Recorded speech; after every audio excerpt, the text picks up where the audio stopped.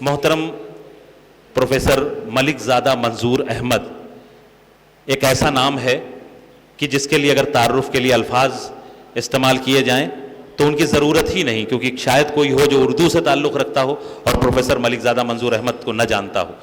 اور ان کے شاگردوں کی الگ الگ شعبے میں ان کے شاگردوں کی ایک بہت بڑی تعداد ہے، لیکن ان کے چند شاگرد جنہوں نے خود اپنا ایک مقام حاصل کیا ہے اور اپنی خود ایک پہچان بنائی ہے، ان میں سے ایک محترمہ ڈاکٹر جہاں آرا سلیم صاحبہ ہیں.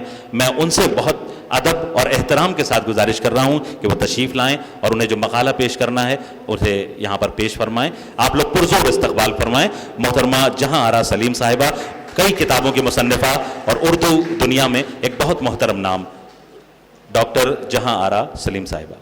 عزت مات صدر محترم چچا امیر حیدر صاحب، ڈائس پر موجود مہمان خصوصی اور حاضرین جلسہ، آپ سب کی خدمت میں سلام پیش کرتی ہوں. السلام علیکم ورحمۃ اللہ وبرکاتہ. وعلیکم السلام. حاضرین، آج کی محفل رسم رونمائی نوید صبا کے سلسلے میں آراستہ ہے. نوید صبا ایک ایسے انسان کی پہلی کاوش ہے جسے زمانہ سید مہتاب حیدر کے نام سے جانتا ہے. افسوس آج مہتاب بھائی جسمانی طور پر ہمارے درمیان موجود نہیں ہیں. 20 اپریل 1921 کو کورونا وبا نے انہیں ہم سے چھین لیا، لیکن وہ اپنی یادوں کا ایک ایسا سلسلہ چھوڑ گئے ہیں جو ان کی یاد کو تازہ دم رکھنے کے لیے کافی ہے.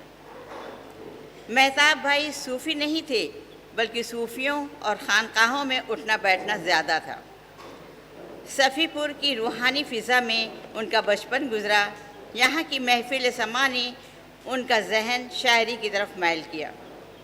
انہوں نے حمد و نعت، منقبت، غزل، قطعات، گیت لکھے، نثر بھی لکھی. ان کے ذہن میں لفظیات کا خزانہ تھا. چونکہ مہتاب بھائی کی نشو و نما صوفیانہ ماحول میں ہوئی، اس لیے ان کے کلام میں تصوف کا رنگ جا بجا نظر آتا ہے. وہ بہترین مقرر بھی تھے. انہوں نے زندگی میں کبھی سنجیدگی سے اپنے مجموعہ کلام کو شائع کرانے کے تعلق سے نہیں سوچا تھا، لیکن جب وہ بیماری کے عالم میں اسپتال میں تھے، ان کی دلی خواہش تھی کہ ان کا کلام شائع ہو کر منظر عام تک پہنچے. بہت مبارکباد کی مستحق ہیں ان کے اہلیہ راحلہ حیدر صاحبہ، جنہوں نے ان کے مکمل کلام کو زیور طبع سے آراستہ کر کے منظر عام تک لانے کا بیڑا اٹھایا ہے. نوید صبا اسی سلسلے کی پہلی کڑی ہے. میں اللہ رب العالمین سے مہتاب بھائی کے لیے دعا کرتی ہوں جو منکسر مزاج، خوش گفتار اور خوش پوشاک بھی تھے. ان کی مغفرت فرمائے، انہیں جنت الفردوس میں مقدس مقام عطا کرے.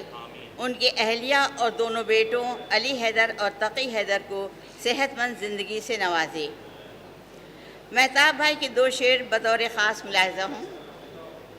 بچھا کر جال بولی بولتے ہیں وہ پرندوں کی، بچھا کر جال بولی بولتے ہیں وہ پرندوں کی، شکاری ہم بھی ہیں لیکن ریاکاری نہیں کرتے.